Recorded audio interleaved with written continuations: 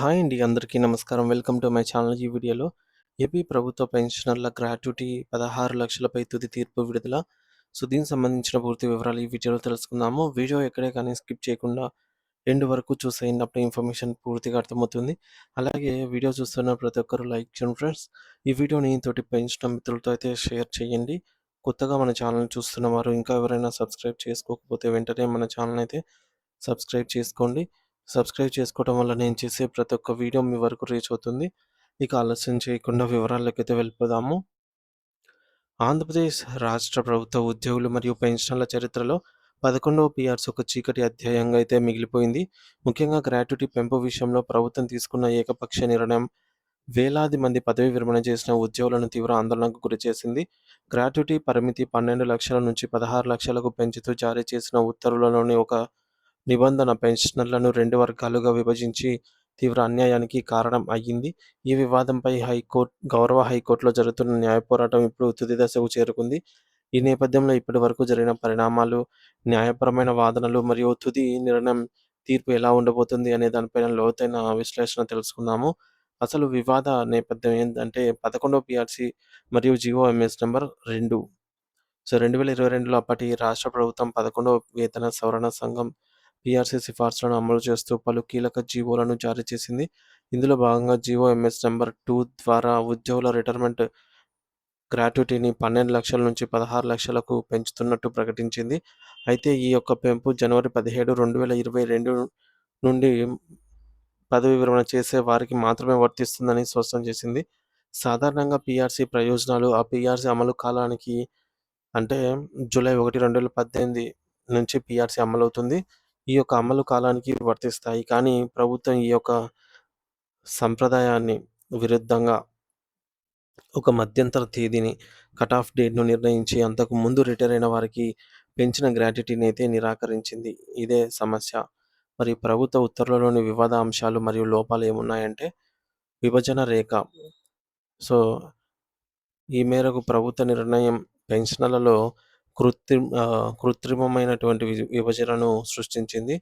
ఉదాహరణకు జనవరి 16, 2022న పదవీ విరమణ చేసిన ఉద్యోగికి 12 లక్షలు ఒక రోజు తర్వాత అంటే 17 జనవరి రిటైర్ అయినటువంటి ఉద్యోగికి 16 లక్షలు అందే పరిస్థితి ఏర్పడింది. ఇది సహేతుకమైన వర్గీకరణ. సో, ఈ మేరకు రీజనబుల్ క్లాసిఫికేషన్ కిందకి రాదు మరియు వివక్షాపూరితంగా ఉంది.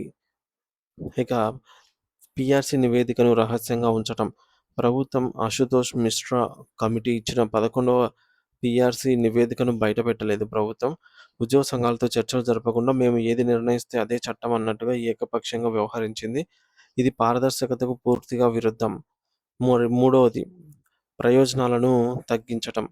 అంటే 11వ పీఆర్సీలో ఉద్యోగులు, పెన్షనర్లకు ఆర్థిక లబ్ధిని పెంచాల్సింది పోయి తగ్గించడం చరిత్రలో ఇదే ప్రథమం. ఫిట్మెంట్ ప్రయోజనాన్ని 27% నుంచి 23% అయితే తగ్గించారు. Additional quantum of pension AQP ప్రయోజనాన్ని 70 ఏళ్ల వయసు నుంచి ఇవ్వటం ప్రారంభించి పెన్షనర్లకు నష్టం చేకూర్చారు. ఇకపోతే నాలుగవది సంఘాల బలహీన వైఖరి. ఉద్యోగులు, పెన్షనర్లు తీవ్ర నిరసనలు, ధర్నాలు చేసినప్పటికీ అప్పటి ప్రభుత్వం మొండిగా వ్యవహరించింది. అదే సమయంలో కొన్ని జాయింట్ యాక్షన్ కమిటీ జేఏసీ సంఘాలు ఈ అన్యాయాన్ని సరిదిద్దడానికి గట్టిగా ఒత్తిడి తీసుకురాలేకపోయాయి అన్న విమర్శలు కూడా ఉన్నాయన్నమాట. మరి న్యాయ పోరాటం మరియు రాజ్యాంగపరమైనటువంటి వాదనలు ఈ విధంగా చెబుతున్నాయి. ప్రభుత్వ నిర్ణయంతో నష్టపోయినటువంటి జూలై 1, 2016 తర్వాత పదవీ విరమణ చేసిన వేలాది మంది పెన్షనర్లు తమ న్యాయవాదుల ద్వారా గౌరవ హైకోర్టును ఆశ్రయించారు. వారి పిటిషన్ల వాదనలు ఈ విధంగా ఉన్నాయి. ముఖ్యంగా మొదటిది రాజ్యాంగ ఉల్లంఘన జరిగింది అంటున్నారు. ప్రభుత్వ జీవో భారత రాజ్యాంగంలోని ఆర్టికల్ 14 చట్టం ముందు అందరూ సమానులే అన్నటువంటి ఈ యొక్క ఆర్టికల్ 19 స్వేచ్ఛా హక్కులకు సంబంధించి మరియు ఆర్టికల్ 21 జీవించే హక్కులను ఉల్లంఘిస్తోంది అని పేర్కొన్నారు. ఒకే వర్గానికి చెందిన పెన్షనర్ల మధ్య వివక్ష చూపడం ఆర్టికల్ నెంబర్ 14ను ఉల్లంఘించడం కిందికి వస్తుంది. మరి గ్రాట్యుటీ అనేది ఒక హక్కు లాంటిది. గ్రాట్యుటీ అనేది ప్రభుత్వం ఇచ్చే దానం కాదు. ఉద్యోగి తన సుదీర్ఘ సేవలకు ప్రతిఫలంగా పొందే హక్కు. దానిని ఏకపక్షంగా నిరాకరించడం చట్టవిరుద్ధం. పీఆర్సీ అమలు తేదీ.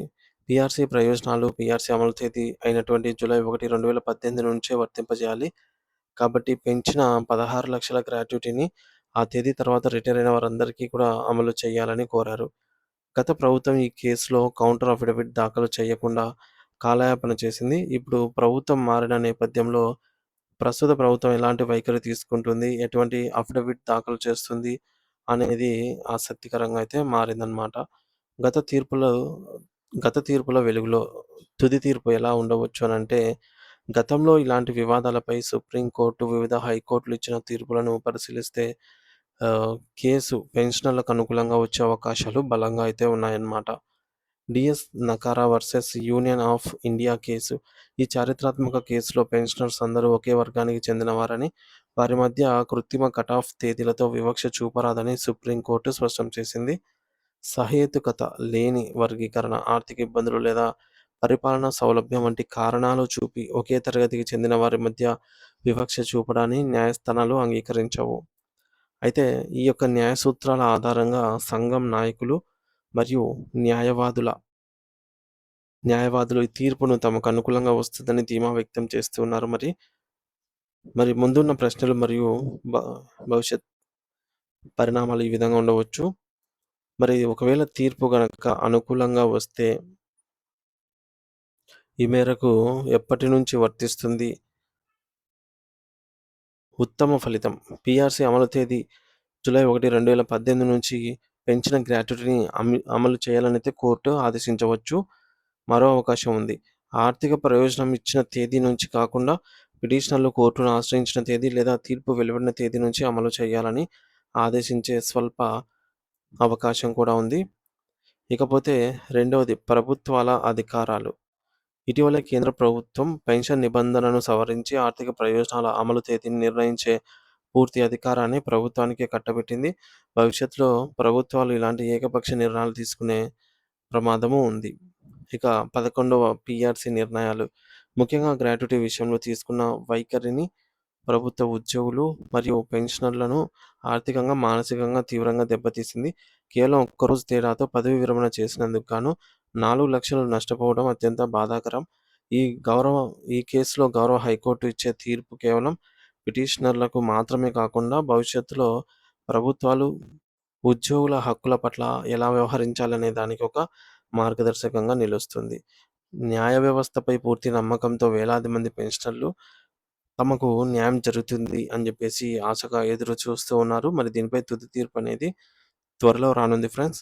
మొత్తానికి 2018 నుంచే ఈ తీర్పు గనుక వర్తిస్తే కొన్ని వేలాది మంది పెన్షనర్లకు అదనంగా 4 లక్షల రూపాయలు వచ్చే అవకాశం అయితే ఉంది.